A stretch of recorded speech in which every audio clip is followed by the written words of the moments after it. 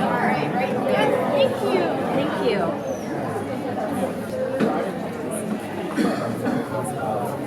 Okay, so I'm going to transition now and introduce our keynote speaker, who I'm really excited to have today. So Lieutenant Colonel Vanessa Siren Mahan.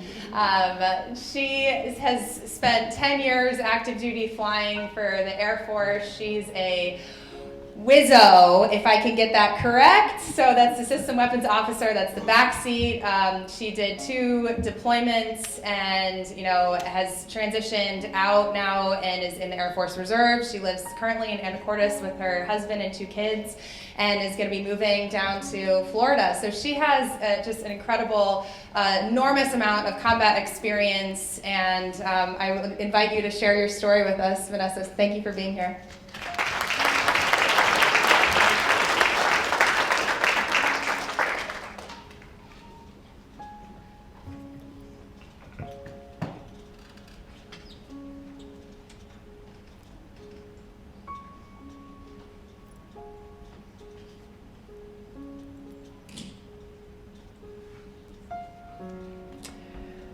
I woke up on a Monday several years ago, and it seemed like just another Monday in the Pacific Northwest, a chilly spring day.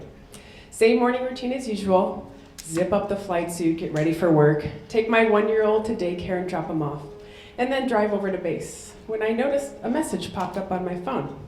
It was from my friend Alan Patterson. We worked together. I knew he was flying an early morning sortie with 2 students, including the female pilot that we had, which I thought was super cool, and I was jealous because in my entire flying career, I've never been able to fly with another female pilot.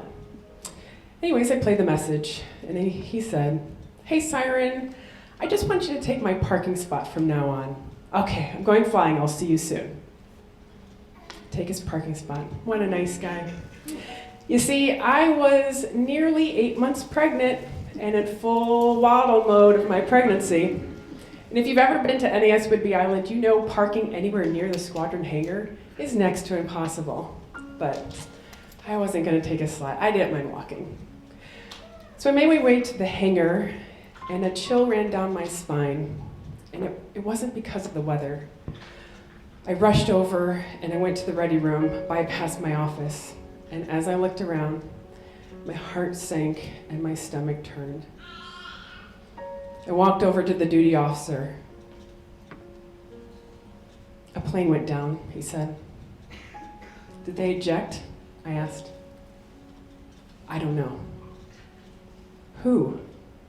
And he pointed to the schedule. Aircraft 902, Lieutenant Commander Alan Patterson, Lieutenant J.G. William McIlvaine, Lieutenant J.G. Valerie Delaney.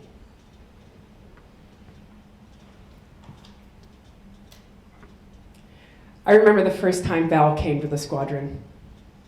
Because of the office job, the staff job that I had at VQ 129, I knew the names of all the students coming in.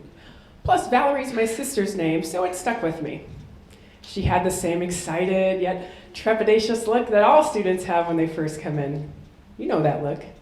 You've had it on your first day of your new school or the first day of your dream job. The excitement, the potential, the anxiety. Showing up to the training squadron of your combat aircraft is no different. And Val stood out because she was a woman. And being in a male-dominated profession, for better or worse, the women always stood out. Out of 96 students, only 5 were women when Val joined the squadron. If the military has this many people, women in the military only make up this many people. Women in aviation, this many.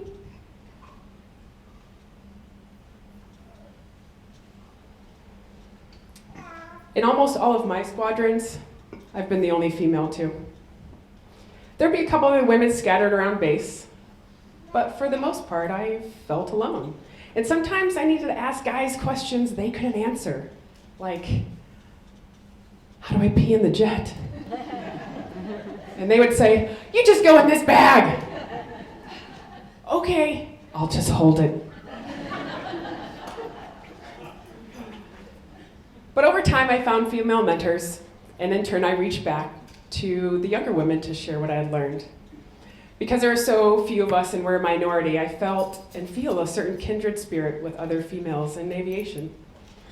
The longer I've been in the service, the more women I've met, talked to, and become friends with, the more it has led me to developing a condition called EFS, Excited Fangirl Syndrome. So when Val showed up to the squadron, it was in full force. I just wanted to run up to her, hug her, say, "Tell me your story. Where'd you come from? You fly jets? That's so cool. Do you know how to pee in the jet? Come on, I'll show you." This condition is real. You forget about everything you've ever done, the accomplishments you've made, and you are enamored by this other woman's story. But being the professional that I am, I kept my cool, and I gave the more calm, less fanatical intro. "Hi, I'm Siren. Welcome to the squadron. If you need anything, my office is right down there." Aviators choose this career path for different reasons. Val chose it because she loved hearing stories of her grandfather who was an Air Force pilot, and she was called to continue that legacy. For me, it was when I was 12, and I was walking along at an air show, and I walked across this booth, and I saw this image. It'll come in a second. One more. That iconic image of the 4 pistol-packing mamas walking away from their mighty B-17. I thought to myself, those chicks are badass. But still, I didn't think that was something I could do. In my mind, my little girl brain said flying was a boy job.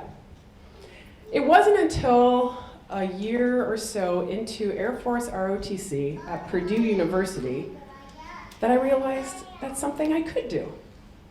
And so I did. And I say that very nonchalantly, but the truth was that I worked so hard for that flying slot. And flight school was just as difficult. It was physically, mentally, and emotionally challenging. Luckily in ROTC, I discovered a love of push-ups and sit-ups, which is a big deal for this non-athletic, last kid picked in gym class, fat kid when I was younger. Love of fitness has stuck with me to this day and eventually led me to starting my own health and fitness coaching business. I even work at the local CrossFit gym in town. It's the same gym Val used to go to. As a former fellow fat kid, Val knew the importance of being fit in the military, and she played lacrosse at the academy, and she did CrossFit in Anacortes. The owners of CrossFit Anacortes remember Val well. They remember her positive attitude, her always beaming smile, her never being afraid to be the first person to introduce herself to someone she didn't know. They keep her last workout displayed in a place of honor at that gym, never to be erased. And they created a hero wad for her in her honor. It's called Valkyrie, consisting of some of her favorite movements and some of her not so favorite movements. But we always remember her every time we do it. While I was ready for the physical aspects of flight training, the more difficult part of flight school for me was the mental and emotional part. The academics, the aircraft system, the tactics, the training sorties, all difficult on their own, were compounded by a self-induced pressure I put on myself because I felt like I had to prove to people that I belonged there, that I wasn't just given my slot, that I wasn't there to fill a quota.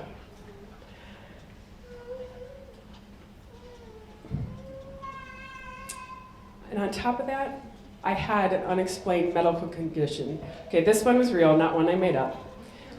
It was literally a pain in the head, okay? In aviation, we use a term called helmet fire to describe a mental state of high stress and task saturation. For me, it was a literal helmet fire of pain and pressure I would feel on random flights, which led to the proverbial helmet fire because you can imagine how distracting and how easy it is to lose focus when you have a lot of pain going on in your head. I wasn't performing to the capacity I thought I was capable of. And because of that, I had this internal, constant debrief going on in my brain. You know, that negative self-talk that we're sometimes prone to. I should have studied harder. I should have said this on the radio. I should have done this. I should have done that. Basically, I was shitting all over myself. But I had a visceral determination to finish flight school. After 9/11 happened when I was at Purdue, I had an unwavering drive to fly in combat. That was my goal. I was going to help destroy terrorism and make the world a better place. However, when I was at flight school, the military was cutting back on all careers. They were offering people a get out of jail free card. No payback required of scholarships. You could just leave. People all around me were taking the out. I could have easily grabbed that carrot they were dangling in front of me. But when you have a goal, I mean a goal you will climb over mountains for, kick down barriers for, you will find a way to adapt and overcome. Dal's motto. And so I did. I ended up earning my wings, selecting the F-15E, and flying in support of Operation Enduring Freedom. One more slide, please. I ended up flying over 100 combat missions during that deployment. Some missions were so intense we would come back Winchester. That's military speak for no bombs left on the jet. Some days I felt like a hero because I saved troops that were pinned down. And some days I felt like a failure when lined up on the street at Bagram Air Base with hundreds of other troops, we would solemnly salute our fallen brothers and sisters as their caskets were driven to the flight line to be flown home. I should have flown faster. I should have saved you. And some days were quiet. There was nothing significant to report. I was the only female aircrew in my squadron when we were deployed, but that didn't matter. I was proud to be one of the bros, and I was treated equally. But hearing a female voice on the radio in Afghanistan was a bit of an anomaly. And so on occasion, after some missions, an inquisitive soldier would ask my bros about that female voice they heard on the radio. To which they responded, "She's married, stand down." Now my husband found this particularly hilarious because he said my nasally Chicago accent was readily apparent on the radio. Thanks, honey. I love you too. We had several months of overlap together while we were deployed, which was really cool because we actually got to fly some missions together in different airplanes at different altitudes. And it was still pretty cool. We even celebrated our 1-year anniversary there. But I decided on my next anniversary, I wanted to spend it in the US. So I took an assignment to Naval Air Station, Whidbey Island, flying the EA-6B Prowler, where he was stationed.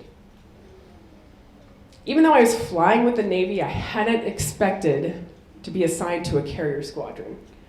So you can imagine that proved very career broadening to this Air Force officer, and my respect for Navy carrier operations grew exponentially.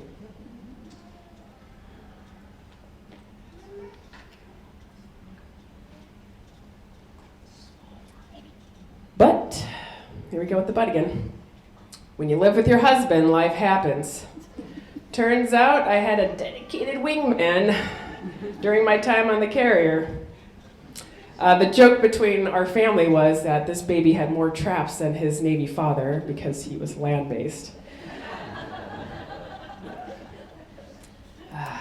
Children. But the rules are, when you fly ejection seat aircraft and you find out you're pregnant, you're grounded. So I would leave my carrier squadron and I would head over to the training squadron, VAQ 129. This was not the vector I thought my career would go, but I didn't mind being around the future of naval aviation students. But darkness would fall on the squadron March 11th, 2013. I stayed in the ready room for hours that Monday. I coordinated what I hoped would be a rescue mission with Fairchild Air Force Base, but it would turn into a recovery instead. I never did take Alan's parking spot. I just couldn't. And I often feel like I should have been a better mentor to Val. I should have reached back more often and more aggressively. But that's part of human nature when we lose people we care about. We feel like we should have given more. This is probably one of the most difficult speeches I've had to write, not just because it's hard to surface memories about fallen comrades, but because I think of Val's family and what they went through. It makes me think about my own children and how precious life is, and how we really can't protect them from everything, try as we might. None of us know our fates, but I believe that even if Val did know her fate, on that fateful Monday, she would not have chosen a different career. And Val's family could have completely banished aviation from their lives because it took their daughter. But they knew how much flying meant to Val, and they chose to honor her passion and create the Wings for Val Foundation, promising future generations of women an opportunity to earn their wings and carry on that legacy of women in aviation where financially they would not have been able to. That Monday was not Val's last mission. It was just the beginning. This isn't just a story about Val or me or any of the women on stage here today. It's about all of us. It's about you becoming part of the story too. In 2017, Val's sister Allie gave a wonderful, beautiful TEDx talk in which she talked about reaching forward to those who went before us, and in turn reaching back to those that will follow us. There's a reason you have two hands. You all reached forward and took Val's hand, and she brought us here today. And now she's giving you the chance to reach back. And once our hands are joined, we create strength. We can fly further when we fly together.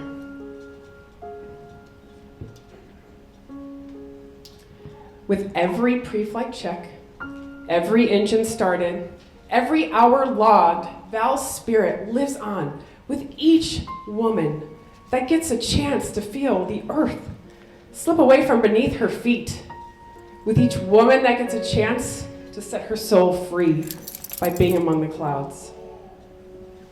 Your donations not only make you part of this story, but part of the legacy of the Wings for Val Foundation. Thank you.